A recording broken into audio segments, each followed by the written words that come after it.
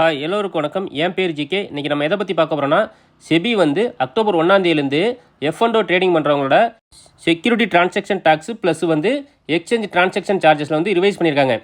அதாவது option trading பண்ணுறவங்களுக்கு security transaction tax வந்து முன்னாடி இருந்தது வந்து 0.0625% இருந்துச்சு. அதை வந்து 0.1% இன்க்ரீஸ் பண்ணியிருக்காங்க. டிரான்சாக்ஷன் சார்ஜ் வந்து டிக்ரீஸ் பண்ணியிருக்காங்க. அதாவது 0.0495% இருந்ததை இப்போது 0.035% டிக்ரீஸ் பண்ணியிருக்காங்க. அடுத்து ஃபியூச்சர் ட்ரேடிங் பார்த்தோம்னா செக்யூரிட்டி டிரான்சாக்ஷன் டேக்ஸ் வந்து இன்க்ரீஸ் பண்ணியிருக்காங்க. முன்னாடி வந்து 0.0125% இருந்துச்சு. அதை வந்து இப்போது 0.02% இன்க்ரீஸ் பண்ணியிருக்காங்க. டிரான்சாக்ஷன் சார்ஜ் வந்து டிக்ரீஸ் பண்ணியிருக்காங்க. முன்னாடி வந்து 0.00183% இருந்துச்சு. ஆனால் இப்போ வந்து 0.00173% டிக்ரீஸ் பண்ணியிருக்காங்க.